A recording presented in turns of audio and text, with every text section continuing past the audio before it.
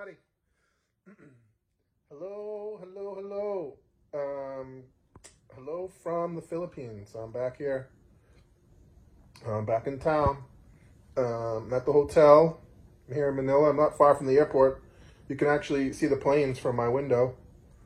So today is my Sunday, Monday, Tuesday, Wednesday, Thursday. Today is my fifth day here in the Philippines, waiting for my test results. I thought I'd do a video. I haven't made one in a while, and I think there's been a lot of comments, maybe some misunderstandings about, coming here, going through the process. We did a lot of research, and we knew, I knew exactly what's going to happen, what's going to take place here. But what we didn't know, what we didn't plan for, was that there was going to be this spark of new virus outbreaks in Bohol. That's going to affect me getting into Bohol, and so that's a little concerning because there's a difference. There's a difference between being stranded here for 2 or 3 weeks waiting for your test results, and then there's a difference between being stranded here waiting 2 to 3 months trying to get into Bohol because there's a lockdown over there. So that's the difference, and I think people misunderstood, maybe some of Lynn's thoughts, and what she was saying was, she's nervous, she's worried because I'm here, I'm in Manila.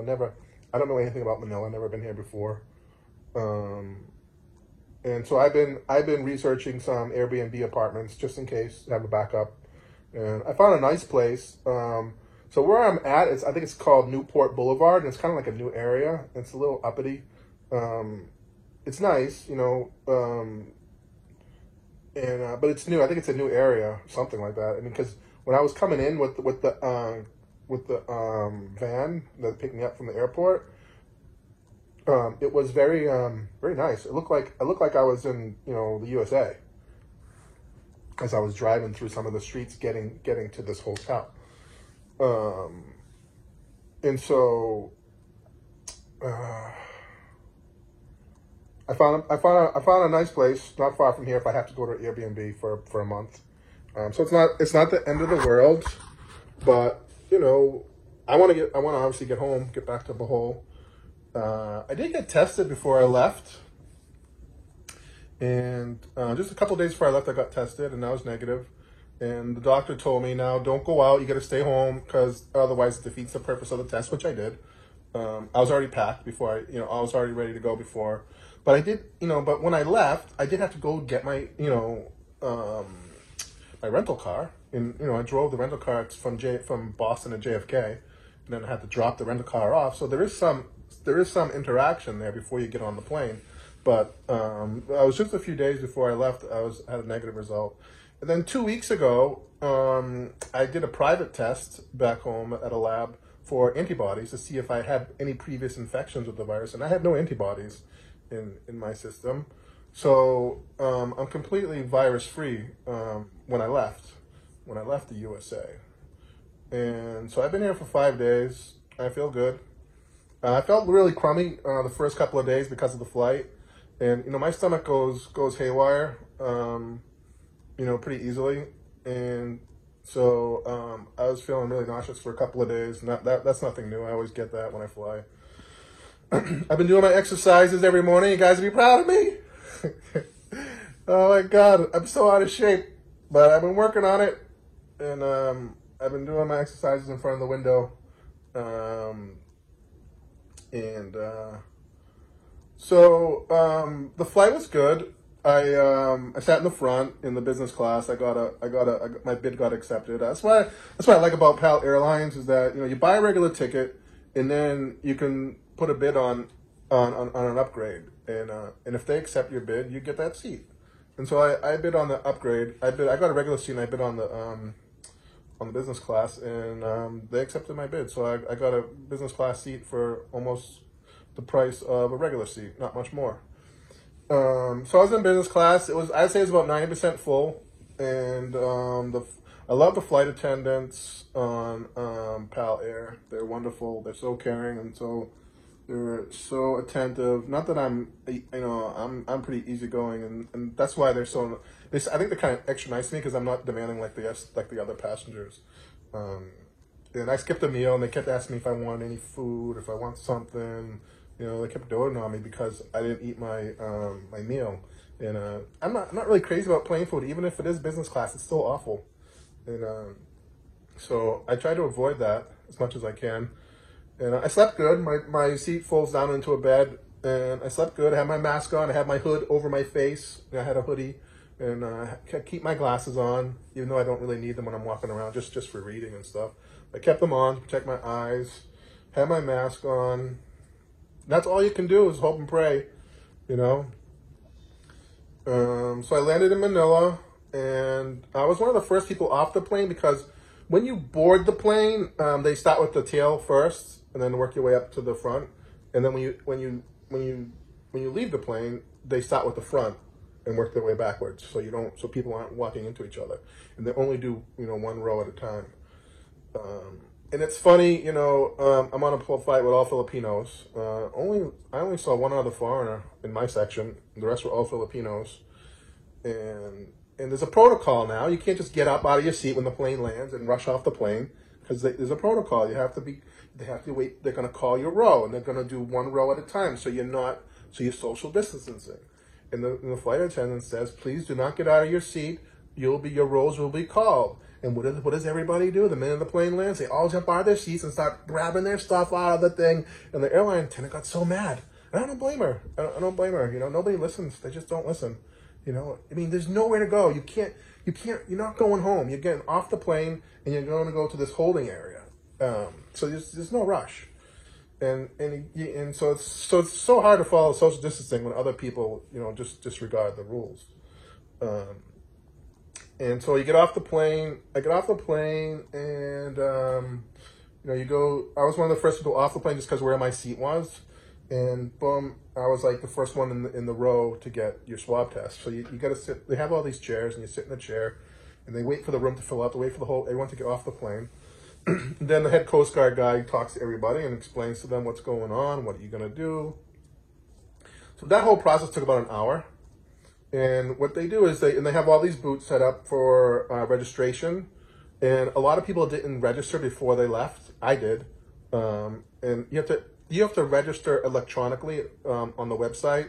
It's called ECIF, E-CIF, and you go on there, and it's like a portal for the Red Cross, and you put in all your information, and you get a barcode, right? And so that's how they track you. And a lot of people didn't do that. So it really held them up, didn't held me up. I was ready to go. So all I did was go to registration. They they scan your barcode. Your information's already there. They peel off the stickers, put it on your passport, give you 3 stickers that you got to bring to the swab booth. And you give those 3 stickers to the swab booth. And so first they do all the wheelchair people, which that didn't take too long. And then I was kind of next. And so I went up to the booth. I got my registration, my barcode, and then I went to the swab test. They did my swab, and after that, I went right around out into the baggage area, and you have to go to the Department of Transportation first and register with them. And you gotta have your quarantine hotel already booked. You gotta give them the form that you filled out regarding where you're staying, and all your info where you're going to be in the Philippines, so they can track you wherever you are in all of Philippines. After that, you can go get your bag and you leave.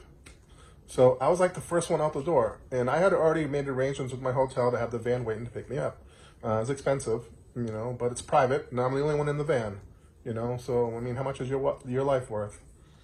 So I got in the van. The van was already there waiting for me. Everything was, like clockwork. Where everything went really well. Got to the hotel. You go through this like big scanner that check all your body temperature, and checked in, and I got my room. So I get to my room, read the instructions, and you gotta order because you have to have limited contact with the hotel staff. So your meals come at 9 o'clock, for breakfast, 2 o'clock for lunch, and 7:30 for dinner. You got to order your meal an hour in advance. And you only have two choices, either Western style or Asian style. That's it. So it's very limited. I usually get the Asian breakfast and then the Western dinner. I don't really, kind of pricey for what you get, but this is it. So I'm very happy. I mean, I'm very happy with where I'm at. It's really nice. It's comfortable. I got a nice couch I'm sitting on. I got the TV on. Every morning I get up, I sit in front of this window, and I do my exercises. I take a shower, have a cup of tea, clean the room, try to keep busy a little bit, straighten up the room. I think later today I'm going to unpack all my things and then repack them just so they're nice and neat, and they're kind of I kind of rifled through it. I'm on my, if you count Sunday, I'm on my 5th day. If you don't count Sunday, then I'm on my 4th day. And they say 3 to 5 days to get your test results back. So let me explain the whole testing process here. It's done through the Red Cross, and you get a number. So you get a number based on the airport. So I'm at Nino Aquino Airport in Manila. So my number starts with NAIA. Okay, and then I have a number. My number is 026583, and that's how I have to track my results. And you go on the Coast Guard website, and every day the Coast Guard puts out the list of negatives. If you're positive, they're going to call you up and they're going to yank you out of the hotel and bring you to the hospital, where you have to stay there until you test negative. So, hopefully that doesn't happen, but you never know. I mean, I don't know. Who knows? I mean, I'm taking a huge chance coming here, but I miss my kids. I miss my family. I miss Lynn, and it's like I just don't feel like I have a choice. I have to do it. I want to do it. And I don't know. I think that's sometimes it's hard for you guys on the other side of this camera to understand. I mean, we got some comments from some woman, and she was like, "Well, you should have stayed in the USA. You're bringing the virus here." No, I'm not bringing the virus here. The virus is already here. I'm not bringing it anywhere. I already got tested, or I got it at the airport. I didn't get it in the USA. I was already cleared. So it's hard for, I think, people to understand when they're watching these videos. Why am I? I don't know if it's going to get worse or better. I think things are going to get worse before they get better. So I want to be there. With everybody, with them. They're Lynn's alone. She's raising 2 kids by herself. I gotta get back. I have to. So I wish people can appreciate that.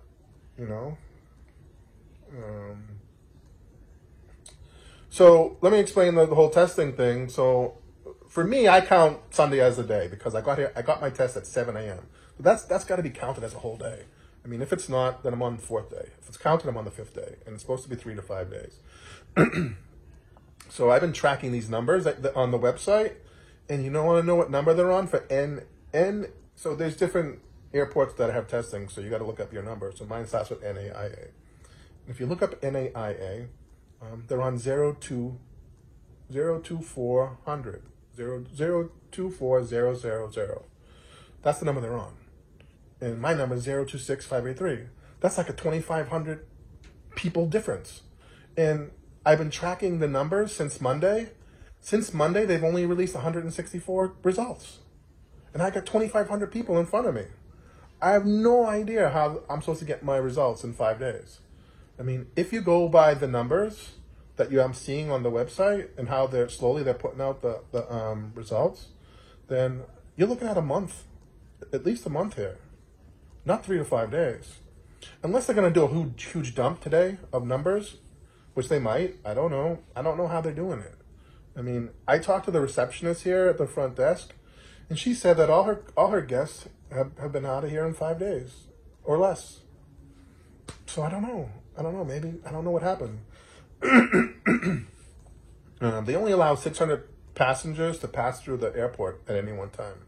But what I did hear is that they opened up more terminals recently. So I don't know if this created another backlog. It seemed like they got caught up. There wasn't this huge backlog anymore. And then they opened up more terminals. I think now Terminal 1, 2, and 3 are running. So I don't know if that's the problem or not,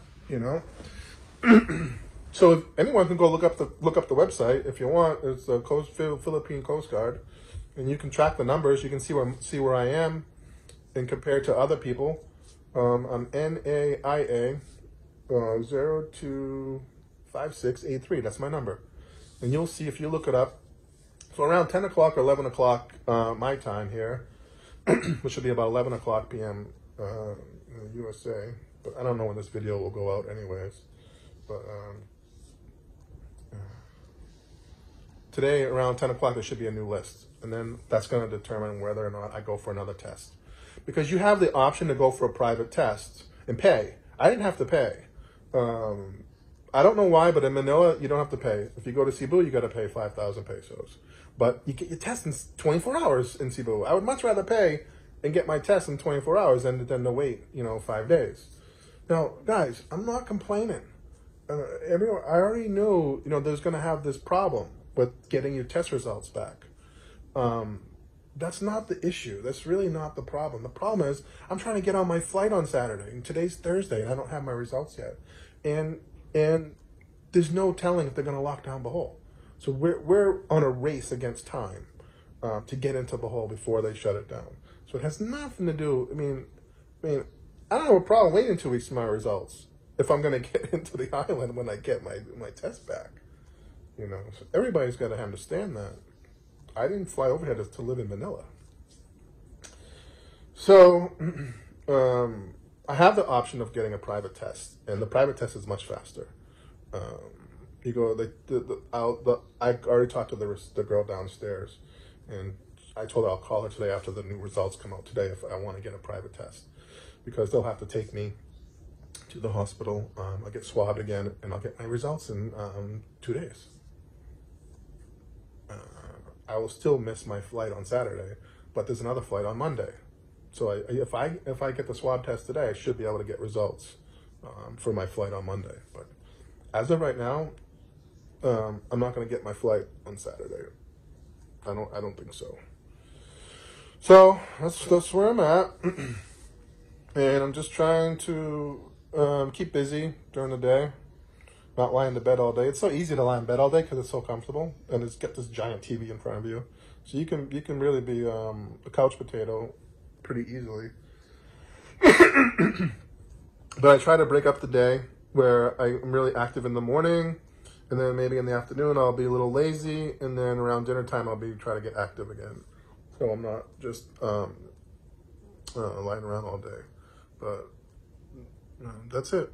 So that's where I'm at. Thanks for watching, and hopefully my next video will be in Bohol. Thanks, guys. Take care, everybody. Stay safe, and I will see you soon. Bye-bye.